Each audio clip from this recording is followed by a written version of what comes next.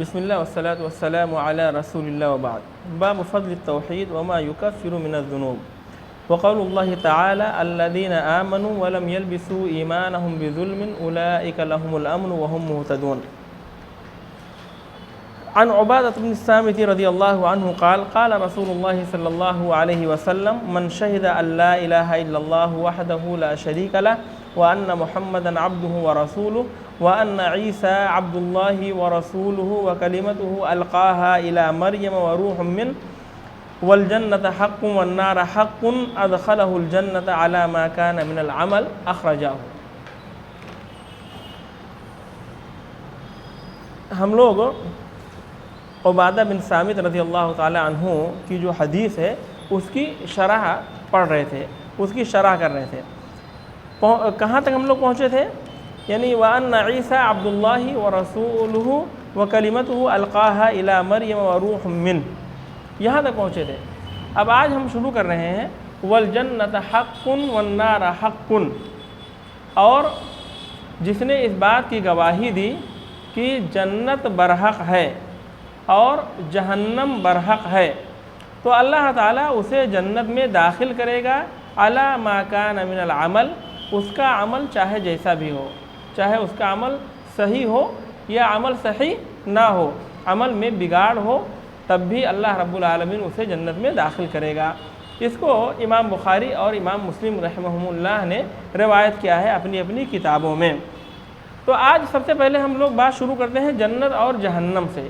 فرمایا کہ جس نے اس بات کی گواہی دی کہ جنت برحق ہے اور جہنم برحق ہے، جس کے بارے میں اللہ رب العالمین نے اپنی کتاب کے اندر خبر دی ہے. جنت اور جہنم کے بارے میں اللہ رب العالمین نے بتلایا ہے، اپنی کتاب میں خبردار کیا ہے. اور جنت کے بارے میں اللہ رب العالمین نے بتایا کہ اللہ تعالیٰ نے جنت کو متقین کے لیے پرہیزگاروں کے لیے تیار کیا ہے. جنت کو کس کے لیے؟ متقین کے لیے تیار کر رکھا ہے. اور جنت ثابت ہے، برحق ہے، اور جنت کے جو ہے برحق ہونے میں کوئی شک نہیں ہے، کوئی شک نہیں ہے، بلکہ جنت برحق ہے. اور اسی طریقے سے جس نے اس بات کی گواہی دی کہ جہنم برحق ہے، وہ جہنم جس کے بارے میں اللہ رب العالمین نے اپنی کتاب قرآن مجید کے اندر بتلایا ہے، خبردار کیا ہے کہ اللہ تعالیٰ نے جہنم کو کافروں کے لیے تیار کیا ہے، تیار کر رکھا ہے، اور جہنم حق برحق ہے اور جو ہے ثابت ہے. قلم نہیں ہلائیے بھائی، ادب کے خلاف ہے، ڈسٹرب ہوتا ہے تھوڑا سا.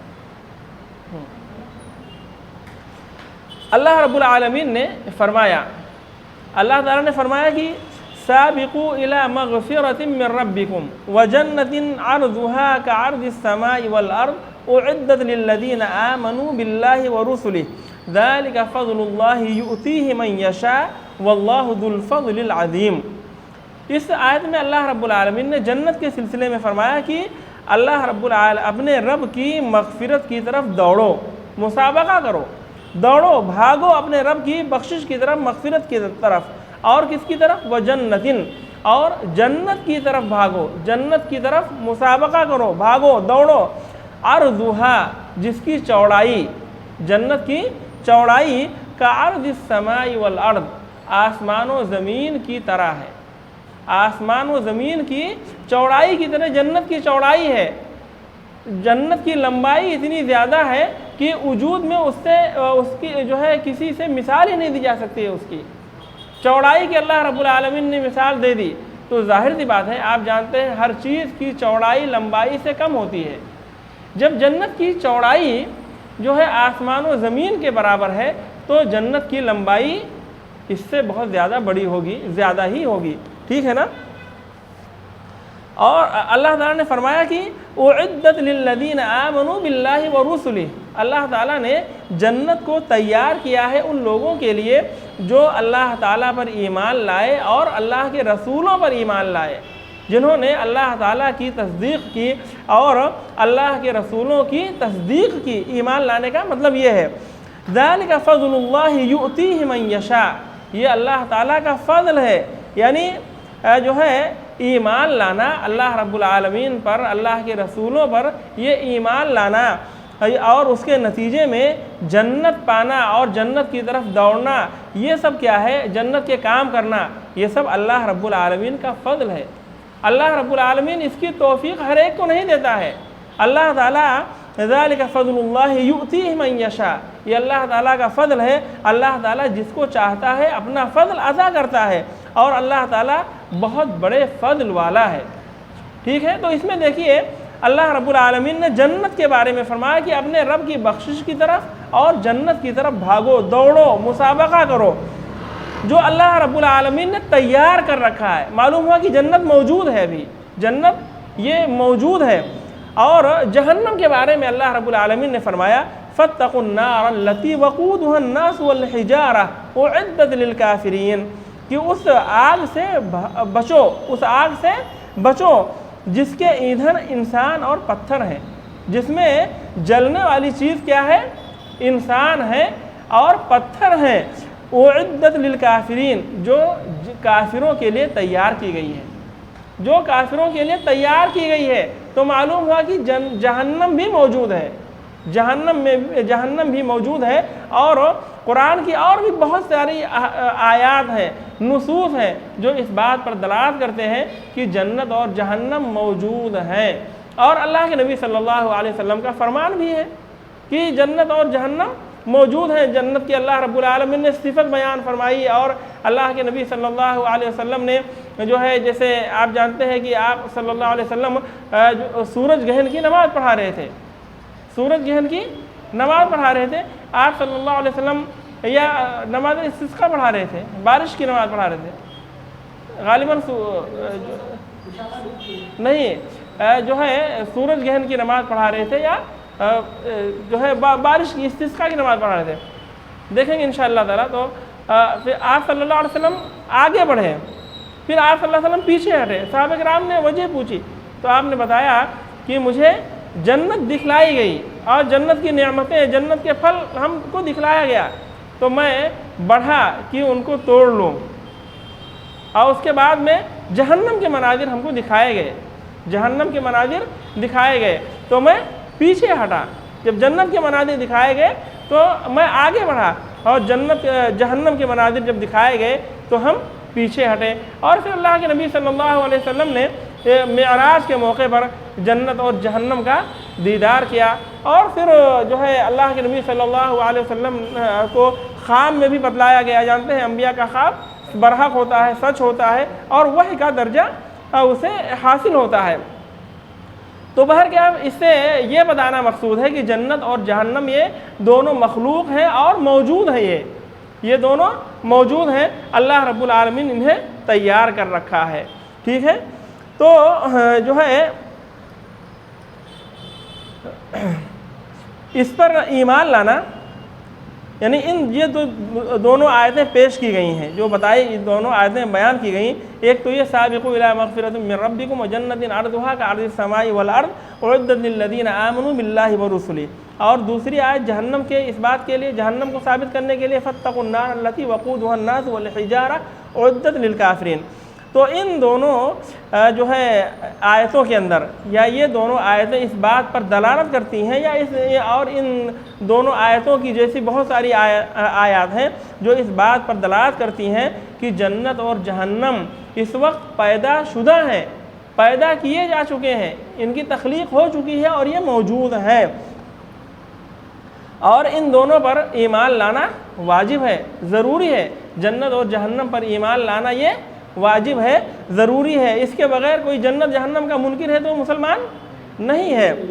تو یہ جنت اور جہنم کے تعلق سے مختصر بات ہوئی، جنت اور جہنم کے تعلق سے یہ مختصر بات ہوئی۔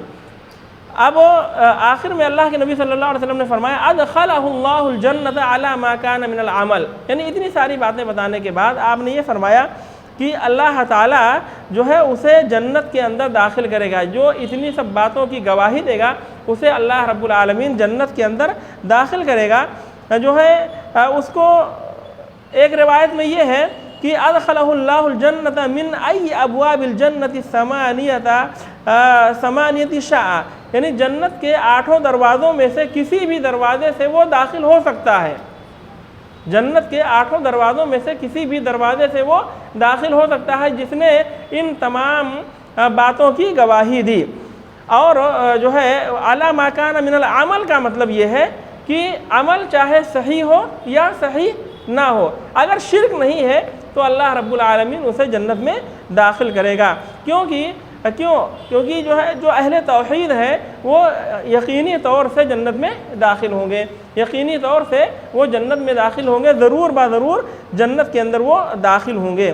اور اسی طریقے سے جیسا کہ میں ہر دن بتا رہا ہوں کہ دوسرا معنی تو ایک معنی تو یہ ہے کہ اہل توحید جو ہے وہ جنت میں داخل ہوں گے، اور دوسرا معنی یہ ہے کہ وہ اپنے عمل کے مطابق جنت میں داخل ہوں گے، یعنی جنت میں عمل کے مطابق لوگوں کو درجات ملیں گے، ایک ہی درجے کے سب لوگ نہیں رہیں گے کہ ایک ہی درجہ سب کو مل جائے گا، بلکہ جس کا عمل جتنا اچھا رہے گا اس کا درجہ اتنا ہی زیادہ بلند ہوگا۔ اور اس سے یہ بھی معلوم ہوا کہ جنت میں درجات ہیں، جنت کے اندر منازل ہیں اور درجات ہیں۔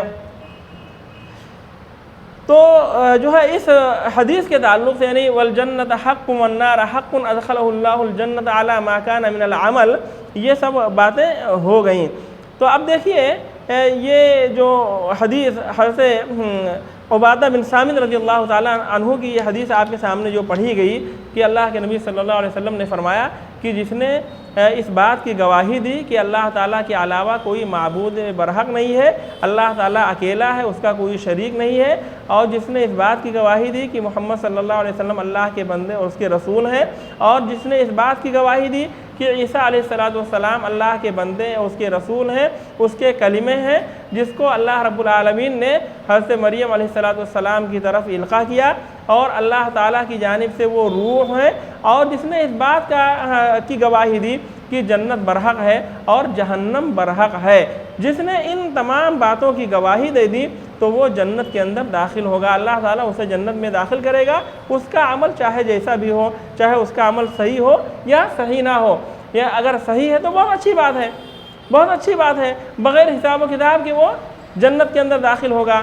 اور اگر کچھ عمل میں خرابی ہے، کچھ کبیرہ گناہوں کا ارتکاب کیا ہے تو وہ تحت مشیت اللہ ہوگا، اللہ تعالیٰ چاہے گا تو اس کو ویسے ہی معاف کر دے گا، اور چاہے گا تو اس کو سزا دے کر کے جنت کے اندر داخل فرمائے گا۔ اب ہم شروع کرتے ہیں دوسری حدیث جو ہے صاحب کتاب نے مؤلف رحمہ اللہ نے دوسری حدیث یعنی توحید کی فضیلت کو ثابت کرنے کے لیے اور بیان کرنے کے لیے دوسری حدیث پیش کی ہے، وہ یہ ہے وَلَهُمَا فِي حَدِيثِ عِتْبَانَ فَإِنَّ اللَّهَ حَرَّمَ عَلَى النَّارِ مَنْ قَالَ لَا إِلَهَ إِلَّا اللَّهِ يَبْتَغِي بِذَلِكَ وَجْهَ اللَّهِ۔ اور صحیح بخاری اور صحیح مسلم ہی کے اندر ہے عتبان رضی اللہ تعالیٰ عنہ کی حدیث۔ اب عتبان یہ کون ہے؟ عتبان بن مالک بن عمرہ بن العجلان الانصاری، یہ انصاری صحابی ہیں۔ عتبان بن مالک بن عمرہ بن العجلان الانصاری، یہ بنی سالم بن عوف کے قبیلے میں سے تھے اور مشہور صحابی ہیں، حضرت معاویہ رضی اللہ تعالیٰ عنہ کی خلافت میں ان کی وفات ہوئی ہے۔ تو یہ عتبان بن مالک بن عمرہ بن عجلان الانصاری ہیں۔ تو ان کی حدیث ہے کہ ان کی حدیث میں یہ ہے، مؤلف رحمہ اللہ نے پوری حدیث نہیں ذکر کی ہے بلکہ حدیث کا ایک ٹکڑا ذکر کیا ہے، حدیث کا ایک ٹکڑا ذکر کیا ہے کہ جو ہے اللہ کے نبی صلی اللہ علیہ وسلم نے فرمایا فَإِنَّ اللَّهَ حَرَّمَ عَلَى النَّارِ، کہ اللہ رب العالمین نے اس شخص کو جہنم پر حرام کر دیا ہے، اس شخص کو جہنم پر حرام کر دیا ہے جس نے لا الہ الا اللہ کہا، جس نے لا الہ الا اللہ کہا، لا الہ الا اللہ کہنے والے کو اللہ تعالیٰ نے جہنم پر حرام کر دیا ہے، وہ جہنم میں نہیں داخل ہوگا۔ یبتغی بذالک وجہ اللہ، یعنی جس نے لا الہ الا اللہ کہا اور لا الہ الا اللہ کے ذریعہ وہ اللہ تعالیٰ کا وجہ چاہتا ہے، اللہ تعالیٰ کا چہرہ چاہتا ہے، اللہ کی صورت چاہتا ہے، اللہ تعالیٰ کا چہرہ چاہتا ہے، اللہ تعالیٰ کی صورت چاہتا ہے، جو ہے یعنی اللہ رب العالمین کی خوشنودی چاہتا ہے، اللہ کو خوش کرنے کے لیے وہ یہ کلمہ کہتا ہے، یعنی جس نے لا الہ الا اللہ کہا اللہ تعالیٰ کی رضامندی کے لیے، اللہ تعالیٰ کو خوش کرنے کے لیے۔ اس کا مقصد کیا ہے؟ اللہ تعالیٰ کو خوش کرنا ہے، اللہ تعالیٰ کا وجہ تلاش کرنا ہے۔ جس نے اس مقصد سے لا الہ الا اللہ کہا، اللہ کے نبی صلی اللہ علیہ وسلم نے فرمایا کہ اس کو اللہ تعالیٰ نے جہنم پر حرام کر دیا ہے۔ تو اس سے بھی معلوم ہوا کہ توحید کی کتنی بڑی فضیلت ہے، توحید کی بڑی فضیلت ہے۔ اب یہاں پہ مؤلف رحمہ اللہ نے یہ کہا وَلَهُمَا، یعنی صحیح بخاری اور صحیح مسلم کی، یعنی امام بخاری اور امام مسلم رحمہ اللہ نے اپنی صحیحین میں، یعنی صحیح بخاری میں امام بخاری رحمہ اللہ نے اور صحیح مسلم میں امام مسلم رحمہ اللہ نے پوری حدیث جو ہے اس کو نقل کیا ہے۔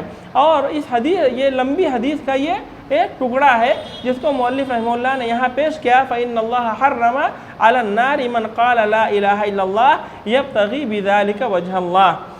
اور امام بخاری رحمہ اللہ نے اپنی صحیح کے اندر، یعنی صحیح بخاری کے اندر جو ہے اپنی سند سے قتادہ رضی اللہ تعالیٰ عنہ سے روایت کیا ہے۔ قتادہ جو ہے انس بن مالک رضی اللہ تعالیٰ عنہ سے روایت کرتے ہیں کہ نبی کریم صلی اللہ علیہ وسلم اور معاذ رضی اللہ تعالیٰ عنہ، نبی صلی اللہ علیہ وسلم معاذ ردیفہ علی الرحل، یعنی ایک سواری پر حضرت معاذ بن جبل رضی اللہ تعالیٰ عنہ آپ کے پیچھے بیٹھے ہوئے تھے اور دونوں ساتھ ساتھ تھے، اللہ کے نبی صلی اللہ علیہ وسلم حضرت معاذ بن جبل رضی اللہ تعالیٰ عنہ، جیسا کہ پہلے باب میں بتایا گیا۔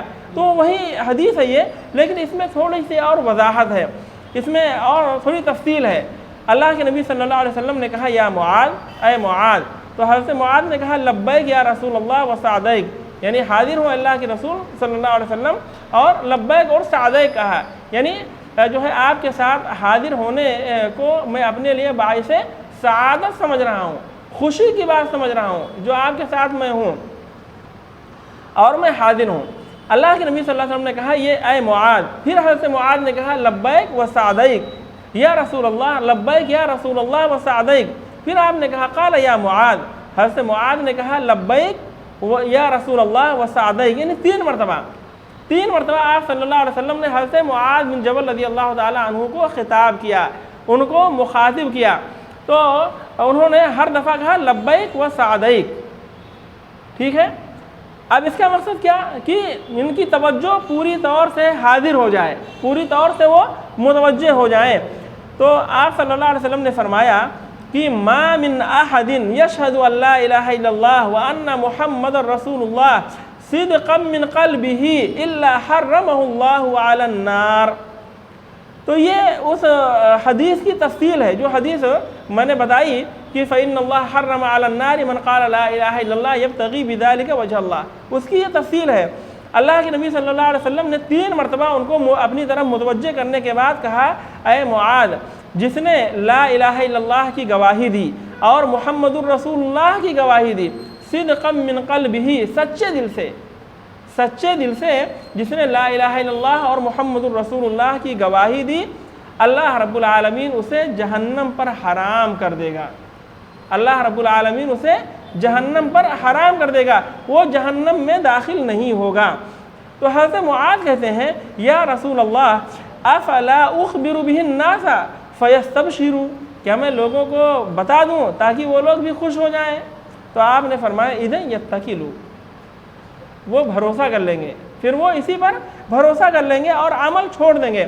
چنانچہ حضرت معاذ بن جبل رضی اللہ تعالیٰ عنہ رکے رہے، جب ان کی موت کا وقت آیا تو حضرت معاذ بن جبل رضی اللہ تعالیٰ عنہ نے گناہ کتمان علم، یعنی علم کو چھپانے کے گناہ سے بچنے کے لیے لوگوں کو بتا دیا، اس حدیث سے جو مسائل معلوم ہوتے ہیں وہ مسائل بھی آپ کو بتایا جا چکا ہے۔ اور جو ہے امام بخاری رحمہ اللہ نے ایک دوسری سند سے بیان کیا ہے اور کہتے ہیں کہ یعنی قتادہ رضی اللہ تعالیٰ عنہ کہتے ہیں کہ میں نے حضرت انس رضی اللہ تعالیٰ عنہ سے سنا، معتمر کہتے ہیں کہ میں نے اپنے باپ سے سنا اور میرے باپ نے مجھ سے جو ہے بیان کیا، میں نے اپنے باپ سے سنا، اور وہ میرے باپ کہتے ہیں کہ میں نے انس سے سنا ہے، حضرت انس بن مالک رضی اللہ تعالیٰ عنہ سے۔ تو کہتے ہیں کہ حضرت انس رضی اللہ تعالیٰ عنہ نے مجھ سے ذکر کیا کہ نبی کریم صلی اللہ علیہ وسلم نے معاذ بن جبل رضی اللہ تعالیٰ عنہ سے کہا، کیا کہا؟ من لقی اللہ لا یشرک بہ شیئا دخل الجنہ، جس نے اللہ رب العالمین سے اس حال میں ملاقات کی کہ وہ اللہ تعالیٰ کے ساتھ کسی کو شریک نہیں کرتا تھا تو وہ جنت میں داخل ہوگا۔ جس نے اللہ رب العالمین سے اس حال میں ملاقات کی کہ وہ اللہ تعالیٰ کے ساتھ کسی کو شریک نہیں ٹھہراتا تھا تو وہ جنت کے اندر داخل ہوگا۔ تو حضرت معاذ کہتے ہیں کہ کیا میں لوگوں کو بتا دوں، بشارت دے دوں؟ آپ نے فرمایا کہ نہیں، انی اخاف ان یتخذوا، مجھے ڈر ہے کہ لوگ بھروسہ کر لیں گے اور عمل کو چھوڑ دیں گے۔ تو دیکھیے اس سے یہ معلوم ہوا کہ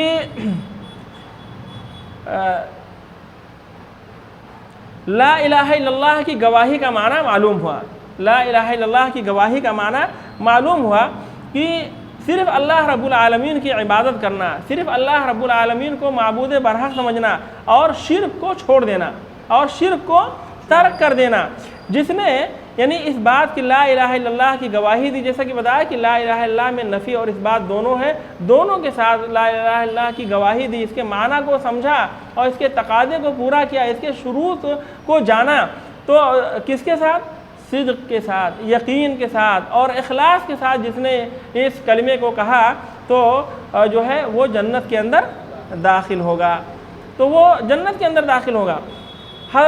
جو ہے علامہ ابن تیمیہ رحمہ اللہ وغیرہ کہتے ہیں کہ اس حدیث کے اندر یہ بات ہے کہ یعنی یہ اس کے لیے ہے جس نے کہا اور اسی پر یعنی اسی کلمے پر اس کی موت ہو گئی، زندگی پر وہ اس پر قائم رہا۔ یہ نہیں کہ مسلمان تو ہو گیا لا الہ الا اللہ پڑھنے کے بعد اور پھر کفر و شرک میں چلے گیا، تو وہ اس کے لیے نہیں ہے۔ اور اس میں اللہ کے نبی صلی اللہ علیہ وسلم نے قید لگا دی ہے کہ کیا یعنی خالصا من قلبہ، اب خالص اپنے دل سے اس نے کہا لا الہ الا اللہ محمد رسول اللہ کی گواہی اپنے دل کے ساتھ، یعنی سچے دل کے ساتھ جو ہے گواہی دی، خالص یعنی شرک نہیں کیا اور اس میں اس کو شک نہیں رہا اور سچائی کے ساتھ اور یقین کے ساتھ اس نے گواہی دی، تو اس کو یہ چیز حاصل ہوگی، یہ خوبی حاصل ہوگی۔ اب آگے ہم لوگ دیکھتے ہیں انشاءاللہ تعالی جو ہے دوسری حدیث، اس حدیث پر گفتگو اور کرنی تھی لیکن اب یہیں پہ اس کو چھوڑتے ہیں اور انشاءاللہ تعالی کبھی اور موقع ملے گا تب اور مزید باتیں کریں گے۔ اب یہاں پہ حضرت ابو سعید خدری رضی اللہ تعالی عنہ کی جو حدیث ہے اس کو ہم دیکھتے ہیں۔ مؤلف رحمہ اللہ نے سب سے پہلے حضرت عبادہ بن صامت کی حدیث ذکر کی، اس کے بعد میں اتبان بن مالک کی حدیث ذکر کی، اس کے بعد میں ابو سعید خدری رضی اللہ تعالی عنہ کی حدیث ذکر کیا ہے۔ تو حضرت ابو سعید خدری رضی اللہ تعالی عنہ سے روایت ہے کہ نبی کریم صلی اللہ علیہ وسلم نے فرمایا قال موسیٰ یا ربی علمنی شیئا اذکرک وادعوک به قال قل یا موسیٰ لا الہ الا اللہ قال یا ربی کل عبادک یقولون هذا قال یا موسیٰ لو ان السماوات السبع وعامرهن غیری والارضین السبع فی کفت ولا الہ الا اللہ فی کفت لمالت بهن لا الہ الا اللہ رواہ ابن حبان والحاکم وصححہ۔ مؤلف رحمہ اللہ نے دوسری یعنی حضرت ابو سعید خدری رضی اللہ تعالی عنہ کی حدیث ذکر کی۔ سب سے پہلے حدیث کا ترجمہ دیکھتے ہیں۔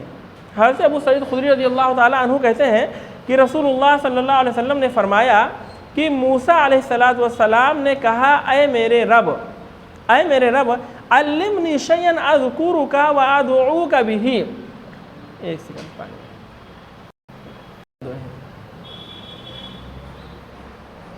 حضرت موسیٰ علیہ السلام نے کہا میرے رب مجھے ایک چیز سکھلا دیجئے، ایک چیز سکھلا دے تاکہ میں اس کو یاد کروں اور اس سے جو ہے اس کے ذریعہ تجھ سے دعا کروں، اس کے ذریعہ تجھ سے دعا مانگوں، ایک چیز جو ہے مجھے سکھلا دے۔ حضرت موسیٰ علیہ السلام نے اللہ تعالیٰ سے کہا کہ اے اللہ تو مجھے ایک ایسی چیز بتلا دے، ایسی چیز سکھلا دے جو میں یاد کیا کروں، جس کا ذکر میں کرتے رہوں اور جس کے ذریعہ میں تجھ سے دعا کروں، تجھے پکاروں۔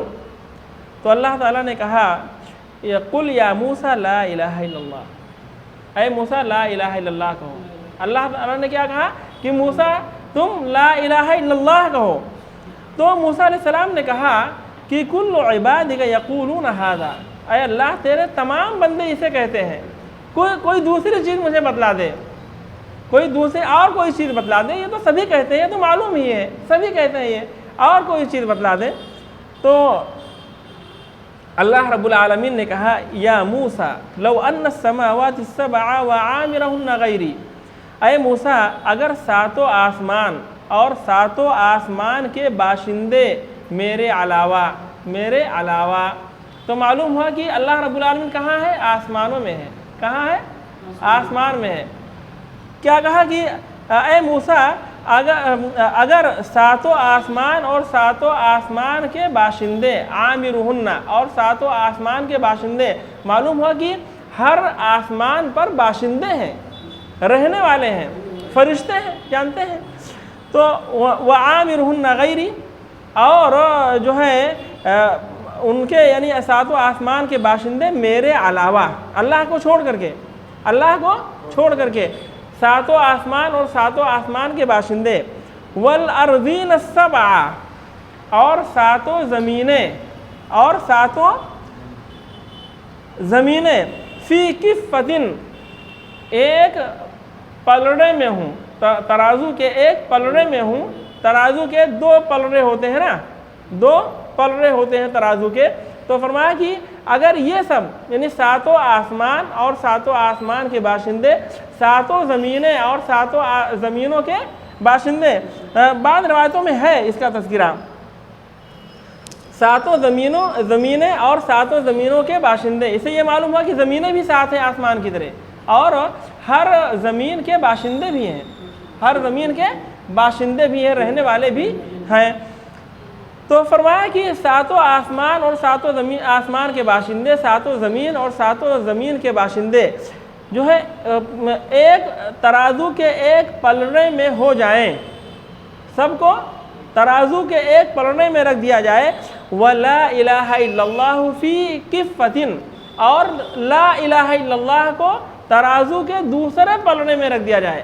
معلوم ہے ترازو کے دو پلڑے ہوتے ہیں نا، تو ایک پلڑے میں جو ہے پوری کائنات اللہ رب العالمین کی ذات کے علاوہ ساتوں آسمان کے باشندے، ساتوں زمینیں، ساتوں زمین کے باشندے ایک پلڑے میں رکھ دیا جائے.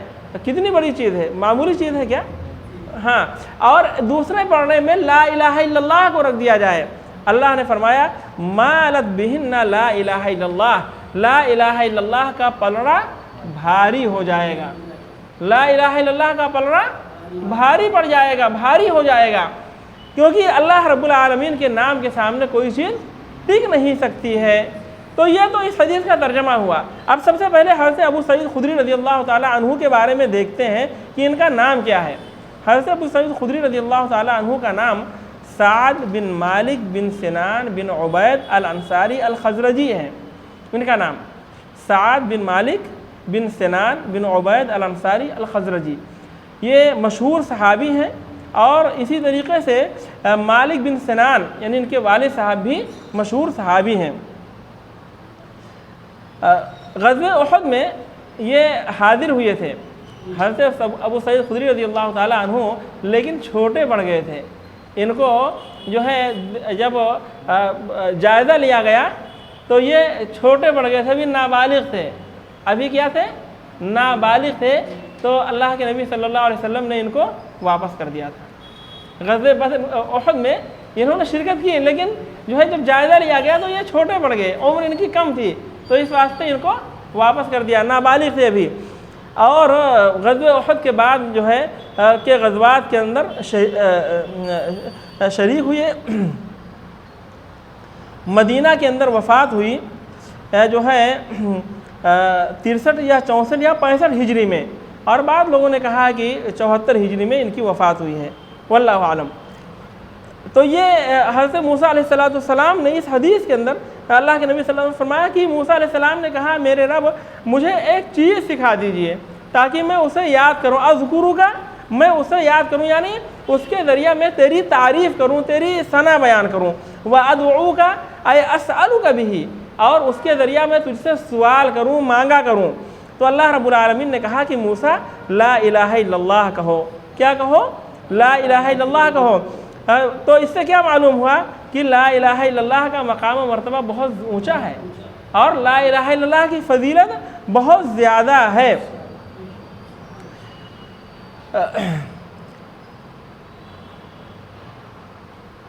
اللہ رب العالمین نے کہا قل یا موسیٰ لا الہ الا اللہ قال یا ربی کل عبادک یقولون ھذا، اے میرے رب تیرے تمام بندے اسے کہتے ہیں. قال یا موسیٰ لو ان السماوات السبع وعامرهن غیری والارضین السبع فی کفۃ ولا الہ الا اللہ فی کفۃ لمالت بہن لا الہ الا اللہ. اس حدیث کو روایت کرنے والے امام ابن حبان ہیں اور حاکم ہیں. امام حاکم نے اپنی صحیح کے اندر جو ہے اس کو روایت کیا ہے. تو یہاں دیکھتے ہیں ہم لوگ کہ ایک تو حدیث کا معنی واضح ہو گیا ہے نا، حدیث کا مطلب اور ترجمہ میں نے بتا دیا. تو اب یہ حدیث اس بات پر دلالت کرتی ہے کہ لا الہ الا اللہ کی بڑی فضیلت ہے اور لا الہ الا اللہ افضل الذکر ہے. کیا ہے؟ افضل الذکر ہے. کیونکہ موسیٰ علیہ السلام نے اللہ رب العالمین سے پوچھا کہ اے اللہ مجھے کوئی ایسی چیز بتلا دیجئے جس کے ذریعہ میں تیری حمد و ثنا بیان کیا کروں، تجھے یاد کیا کروں، جس کا میں ذکر کرتے رہوں. تو اللہ رب العالمین نے کیا کہا؟ لا الہ الا اللہ کہو. تو معلوم ہے کہ لا الہ الا اللہ یہ افضل الذکر ہے. اور اس کی دوسری جو ہے دلیل بھی ہے، دوسری دلیل بھی اس بات پر دلالت کرتی ہے کہ لا الہ الا اللہ افضل الذکر ہے. جیسے کہ عبداللہ بن عمرو سے مرفوعاً روایت ہے، اللہ کے نبی صلی اللہ علیہ وسلم نے فرمایا کہ بہترین دعا یوم عرفہ کی دعا ہے، یعنی یوم عرفہ کی دعا بہترین دعا ہے. اور جو ہے وَخَيْرُ مَا قُلْتُ أَنَا وَالنَّبِيُّونَ مِنْ قَبْلِي، اور میں نے جو کہا ہے اور جو مجھ سے پہلے انبیاء نے کہا ہے ان میں سب سے بہترین چیز کیا ہے؟ سب سے افضل چیز اور بہتر چیز کیا ہے؟ لا الہ الا اللہ وحدہ لا شریک لہ لہ الملک ولہ الحمد وہو علی کل شیء قدیر. اللہ کے نبی صلی اللہ علیہ وسلم نے فرمایا کہ یہ سب سے بہترین چیز ہے، میں نے بھی یہی کہا ہے اور مجھ سے پہلے نبیوں نے بھی اسے کہا ہے. اور لا الہ الا اللہ کی فضیلت میں ایک اور حدیث ہے، یعنی حضرت ابو سعید خدری رضی اللہ تعالیٰ عنہ کی حدیث بیان ہوئی اور اس کے بعد میں یہ حدیث جو ہے آپ کے سامنے بیان کی گئی جو ہے عبداللہ بن عمرو بن عاص رضی اللہ تعالیٰ عنہ کی حدیث. اور تیسری حدیث جو ہے ایک یہ بھی حضرت عبداللہ بن عمرو بن عاص رضی اللہ تعالیٰ عنہ ہی سے ہے. کہتے ہیں کہ اللہ کے نبی صلی اللہ علیہ وسلم نے فرمایا قیامت کے روز میری امت میں کا ایک شخص لایا جائے گا تمام لوگوں کے سامنے حاضر کیا جائے گا اور اس کے جو ہے فَيُنْشَرُ لَهُ 99 سِجِلًا، اور اس کے 99 رجسٹر، گناہوں کے رجسٹر دفتر کھولے جائیں گے. کتنے؟ 99.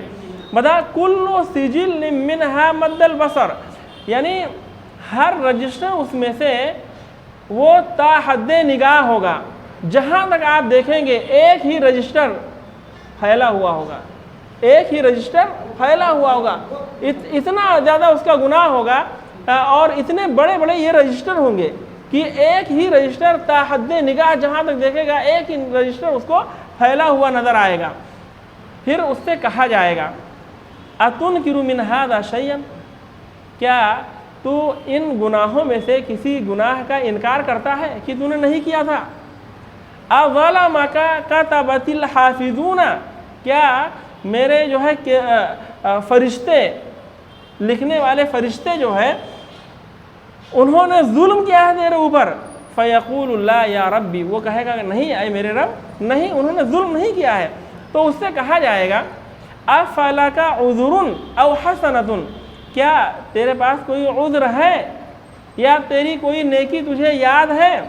فَيَهَابُ الرَّجُلُ فَيَقُولُ لَا، آدمی بھاگے گا کہ اب تو گیا، پھنس گیا، اور وہ کہے گا کہ نہیں میرے پاس کوئی عذر نہیں ہے اللہ، میرے پاس کوئی عذر نہیں ہے اور میری کوئی نیکی نہیں ہے. اللہ رب العالمین کہے گا، اس سے کہا جائے گا بلا، کیوں نہیں؟ بلا کا مطلب کیوں نہیں ہے تمہاری ایک نیکی. إِنَّ لَكَ عِنْدَنَا حَسَنَةً، کہ ہمارے پاس تمہاری ایک نیکی ہے اور آج تم پر کوئی ظلم نہیں ہوگا، آج تم پر کوئی ظلم نہیں ہوگا۔ فَيُخْرَجُ لَهُ بِطَاقَةٌ، اس کے لیے ایک رجسٹر نکالا جائے، ایک کارڈ نکالا جائے گا، بطاقہ، ایک بطاقہ نکالا جائے گا، کارڈ نکالا جائے گا۔ اس کے اندر کیا لکھا ہوا ہوگا؟ اشہد ان لا الہ الا اللہ وان محمدًا عبدہ ورسولہ، اشہد ان لا الہ الا اللہ وان محمدًا عبدہ ورسولہ لکھا ہوا ہوگا۔ تو وہ کہے گا یا ربی ما هذه البطاقہ مع هذه السجلات، اس ایک کارڈ کی کیا حیثیت ہے اتنے سارے رجسٹروں کے سامنے، اتنے سارے رجسٹروں کے مقابلے میں اس ایک کارڈ کی کیا حیثیت ہے؟ تو اللہ رب العالمین کہے گا کہ اس سے کہا جائے گا انک لا تظلم، آج تجھ پر ظلم نہیں کیا جائے گا۔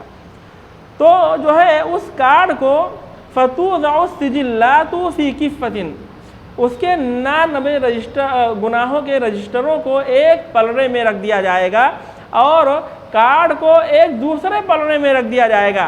فتاشت السجلات، تو جو ہے وہ پلڑا ہلکا پڑ جائے گا، وہ پلڑا ہلکا پڑ جائے گا جس کے اندر وہ رجسٹر رکھے ہوئے ہوں گے، جس کے رجسٹروں والا پلڑا ہلکا پڑ جائے گا، اور لا الہ الا اللہ وثقلت البطاقہ، اور بطاقہ بھاری پڑ جائے گا، یعنی لا الہ الا اللہ والا پلڑا جو ہے بھاری پڑ جائے گا۔ اس کو امام ترمذی رحمہ اللہ نے روایت کیا اور اس کو کہا کہ یہ حسن ہے۔ تو اس سے بھی معلوم ہوا کہ لا الہ الا اللہ کی بڑی فضیلت ہے، کلمہ توحید کی اور توحید کی بڑی فضیلت ہے۔ اب جو ہے دیکھیے علامہ ابن قیم رحمہ اللہ فرماتے ہیں کہ اعمال گھٹتے بڑھتے رہتے ہیں، اپنی صورت اور عدد کے اعتبار سے گھٹتے بڑھتے رہتے ہیں، اور جو ہے دلوں میں جیسے انسان کے یقین اور ایمان ہوتا ہے اس کے اعتبار سے جو ہے اعمال کا معاملہ ہوتا ہے، گھٹتے بڑھتے رہتے ہیں۔ اب دیکھیے